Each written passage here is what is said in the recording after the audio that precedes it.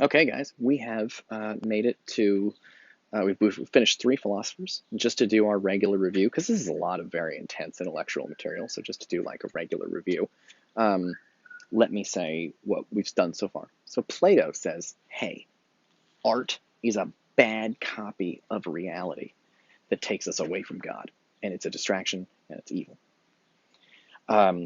Sydney says, Plato, you're wrong. Art doesn't tell lies. It's fiction. It's a totally separate thing. Don't get stressed about it. Art's here to inspire you to do things, not copy reality. Um, it's a separate thing. It's not a lie. It's fiction. And Alexander Pope says he agrees with Plato. Art is a copy of reality. Um, but he says, but reality was created by God. So copying reality is a really good idea because you're basically like mimicking God by doing what he did, creating a little world for your art. Um, and those are the first three philosophers we've hit. And again, all three of these philosophers are under this sort of heading of, they're under the heading of art and reality. All of the philosophers in this first section, um, and this first section, they're all trying to think about what is the relationship between art and reality. Um, and now we have hit Oscar Wilde, who is one of my very, very favorite philosophers in the whole world. So I'm very excited to be at Oscar Wilde, and I'll probably be spending some serious time here because I really take Oscar Wilde seriously because Oscar Wilde is the best. Okay, so Oscar Wilde is writing in 1890. So we've jumped again. We've gone another 200 years in the future, right? Because we started out in 2,500 years ago in ancient Greece, and then we jumped to Shakespeare's day, and then we jumped 100 years to Alexander Pope, and now we're jumping another 200 years to Oscar Wilde in 1890. Oscar Wilde's a complicated, interesting person. He's not generally known as a philosopher, and he's often not taught in a class like this because he's not really famous for being a philosopher. He's famous for other things. Um, he's famous for one thing, he wrote a novel called The Picture of Dorian Gray. It's a really good novel, and it's kind of a horror story about a guy who becomes he's a young person who becomes super corrupted. He just sort of wants to just enjoy all the pleasures in life, but like those pleasures start to include things like murder. It's a very he sort of gets into sinful pleasure, and he has this painting. It's a painting of him, and whatever he does, whatever happens to his body, it doesn't happen to him. It happens to the painting. And so he's out like having sex with people and getting venereal diseases, and he doesn't really have them. The painting has them. And the longer he stays young, and the painting ages, and he gets stabbed, and the painting bleeds or whatever. So the point, or that's a little. I don't think that actually happens, but that's the gist of it. And it's a great horror story. It's a great horror novel. It's cool. He's this like eternally youthful sinner who the painting gets all the damage, and it's fucking cool. And so he wrote this famous horror novel. By the way, also interesting little fact about Oscar Wilde: he was like Bram Stoker wrote Dracula, and Oscar Wilde was like his great nephew or something. There's some kind of like it's family. He's family with the guy that wrote Dracula. It's really weird. Um, okay, so the other thing Oscar Wilde did is he wrote a play called The Importance of Being Earnest. And it's an extremely funny play. It's very silly, and I have a theory that it is.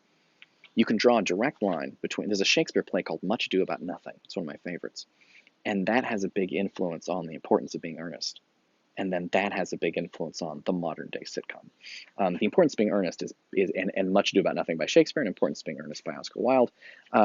They're silly. It's just people talking a lot and being ridiculous and bickering with each other and fighting and being crazy. And they're very funny, but like nothing, like particularly in Importance of Being Earnest, like nothing happens. Like these characters are just like on a sitcom, they don't really change. They just kind of go back to being themselves every episode.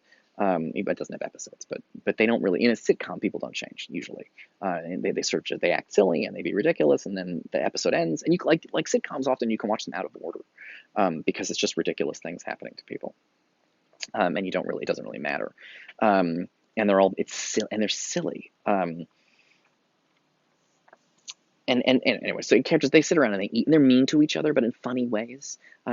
So one they're like sort of fancy people, and one character says, it's just she wants to talk plainly. She wants to be honest, and she says, I think it's best if we call a spade, which is an expression that means we got to say what it is. Let's not talk fancy around it. Call a spade. Let's be truthful about what we're looking at. And her friend says, I'm proud to say that I've never seen a spade, which is like a shovel for digging in the garden. Just, I'm very proud to say I've never seen a spade. I think you and I travel in very different social circles. It's a very like bitchy thing to say, like because the girl's like, I want to be honest, and then the other girl is like, I don't even know what you're talking about because I'm fancy. Shut up. And it's just a pile of ridiculous jokes and misunderstandings and mistaken identities, and it's very silly.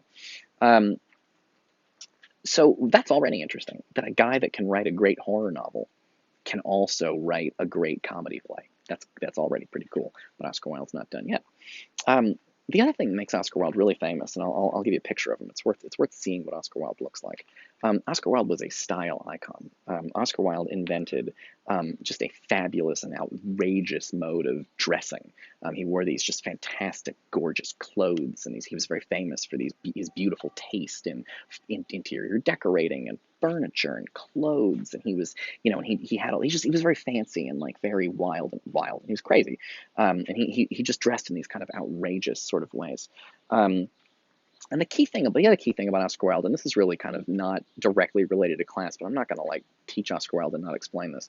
And I'm going to say something crazy. This is one of those crazy professor moments, and I'm saying something crazy right now. Oscar Wilde kind of, brace yourself because this is crazy. He kind of invented being gay. Like, I know what you're thinking. No, he definitely didn't invent being gay. And you're right, he didn't. Um, if you're defining gay to mean men having sex with men, that's true. He didn't invent that. People were doing that in Plato's day and before that, and certainly in Plato's city. It was a big part of the culture. Men had sex with men, you know, back in ancient Greece in 2,500 years ago, and they were definitely still doing it. Oscar Wilde did not invent men having sex with men in 1890. So that's sort of, so why did I say that Oscar Wilde invented being gay? Because if you think about queerness as just being sex acts, then no, Oscar Wilde did not invent that.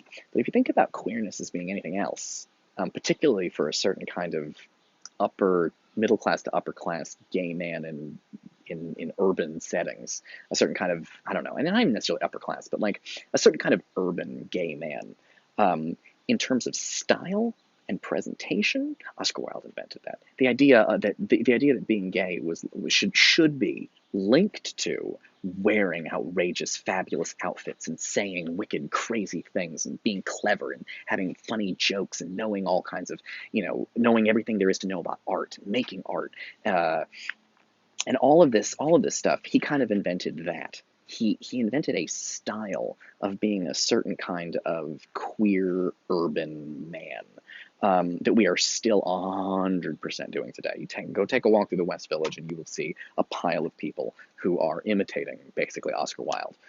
He's so influential, because his queerness became very public. Usually this was secret.